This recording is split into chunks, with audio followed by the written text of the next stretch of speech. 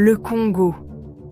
Une terre où le pouls de la vie bat au rythme des tambours ancestraux. Les tambours ne sont pas seulement des instruments de musique, mais des gardiens des traditions, des conteurs d'histoires et des messagers des esprits. Une terre où les esprits des ancêtres se mêlent aux vivants, leurs histoires murmurées au gré du vent. Les anciens, assis autour des feux de camp, transmettent les légendes et les sagesses d'antan, assurant que les jeunes générations n'oublient jamais leurs racines.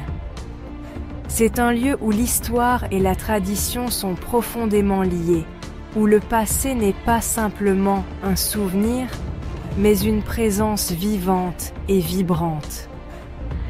Les festivals culturels célèbrent cette riche histoire, exposant des artefacts qui racontent des millénaires de civilisation. Bien avant l'arrivée des Européens, le bassin du Congo était un creuset de culture. Les marchés traditionnels étaient des centres de commerce et d'échange où les gens se rencontraient pour partager des biens, des idées et des histoires. Des peuples bantous ont migré de l'Ouest, apportant avec eux leurs traditions, leur langue et leur art. Ces migrations ont façonné la culture congolaise, créant une mosaïque de langues et de coutumes qui perdurent encore aujourd'hui. Des royaumes se sont levés et sont tombés, laissant derrière eux un héritage de sculptures complexes, de textiles vibrants et de récits oraux puissants. Chaque sculpture, chaque textile raconte une histoire de rois et de reines, de guerres et de paix, de vie et de mort. Le fleuve Congo, serpent de vie, serpente à travers cette tapisserie vibrante, reliant les communautés et façonnant les destins. Il est le cœur battant du pays, unissant les peuples et nourrissant les terres fertiles qui l'entourent. C'est une source de subsistance, un moyen de transport et un puissant symbole d'unité. Les pêcheurs, avec leurs bateaux traditionnels, naviguent sur ces eaux, perpétuant des pratiques ancestrales. Le long de ces rives, les villages prospèrent, chacun avec ses coutumes et ses croyances uniques. Les enfants jouent au bord de l'eau, les femmes lavent le linge, et les hommes discutent des affaires du jour, tous unis par le fleuve qui les soutient. Pourtant, malgré leurs différences, les peuples du Congo partagent un fil conducteur, un profond respect pour leurs ancêtres, un amour pour la musique et la danse, et un esprit de résilience inébranlable. Les cérémonies en l'honneur des ancêtres sont des moments de communion, où la danse et la musique deviennent des ponts entre les mondes. C'est le Congo, une terre où le passé et le présent dansent ensemble dans une étreinte harmonieuse. Ici, chaque battement de tambour, chaque chant, chaque danse est une célébration de la vie, une affirmation de l'identité et une promesse pour l'avenir. La musique est l'âme du Congo. Elle coule dans les veines de son peuple, imprégnant leur quotidien de rythme et d'âme. Depuis des générations, la musique a été un moyen de rassembler les communautés, de raconter des histoires et de transmettre des traditions. Des rues animées de Kinshasa aux villages reculés de la forêt tropicale, les sons des tambours, des guitares et des voix s'élèvent à l'unisson, tissant une tapisserie sonore vibrante. Chaque région du Congo apporte sa propre contribution unique à cette symphonie nationale, créant une mosaïque de sons qui est à la fois diversifiée et unifiée. La musique congolaise n'est pas simplement un divertissement. C'est une forme de communication, une façon d'exprimer la joie et la tristesse, l'amour et la perte. Elle joue un rôle central dans les cérémonies de mariage, les funérailles et les célébrations communautaires, où chaque note et chaque rythme racontent une histoire. C'est un outil puissant de commentaire social, un moyen de préserver l'histoire et une célébration de la vie elle-même. Les chansons peuvent aborder des sujets allant de la politique aux luttes quotidiennes, offrant une voix aux sans-voix et un miroir de la société congolaise. L'un des genres les plus emblématiques de la musique congolaise est la soukous. Ce genre musical est souvent associé à des fêtes et des célébrations, où les gens se rassemblent pour danser et se réjouir. Ce style énergique et dansant a émergé dans les années 1960, fusionnant la rumba congolaise avec le son cubain et d'autres influences latino-américaines. Les musiciens de soukous sont connus pour leur virtuosité et leur capacité à faire vibrer les foules avec des performances électrisantes. La soukous a rapidement conquis le monde. Ses rythmes entraînants et ses mélodies accrocheuses captivant le public bien au-delà des frontières du Congo. Des concerts de soukous ont lieu dans des villes du monde entier, attirant des fans de tous horizons. Mais la musique congolaise est bien plus diversifiée que la seule soukous. Elle englobe une variété de genres et de styles, chacun avec ses propres caractéristiques et son propre charme.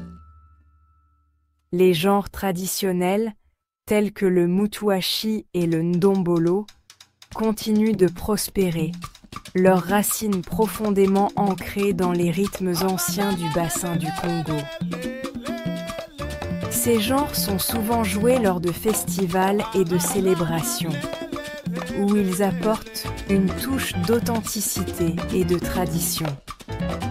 Ces styles sont souvent accompagnés de mouvements de danse complexes, créant un spectacle fascinant de sons et de mouvements. Les danseurs, vêtus de costumes traditionnels, exécutent des chorégraphies élaborées qui racontent des histoires et célèbrent la culture congolaise dans toute sa splendeur. Au cœur de la forêt tropicale congolaise, les mélodies envoûtantes du ngombi résonnent à travers les arbres, portant en elles la sagesse des générations passées. Chaque note jouée est une histoire, un fragment de mémoire transmis de génération en génération. Cette harpe ancienne, fabriquée en bois et en peau d'animal, est plus qu'un simple instrument. Elle est le fruit d'un savoir-faire ancestral, perfectionné au fil des siècles. C'est un objet sacré, un lien entre les vivants et le monde des esprits.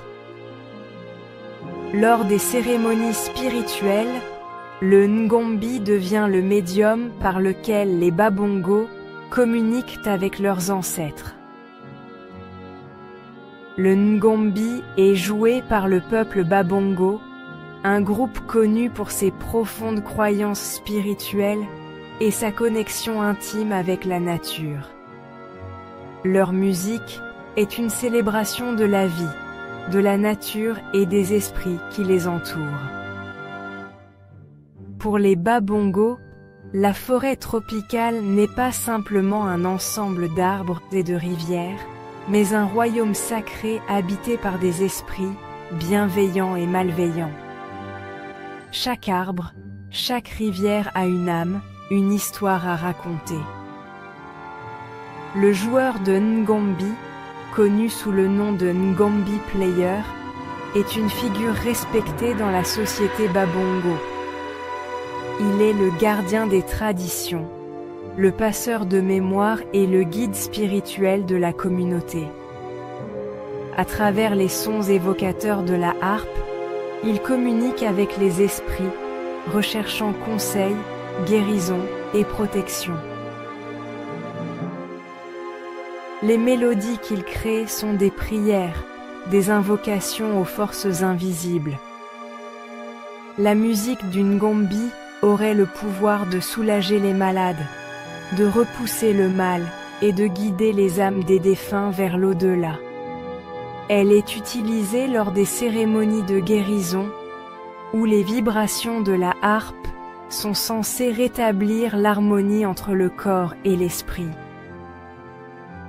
Le ngombi est un témoignage du pouvoir durable de la musique en tant que force spirituelle.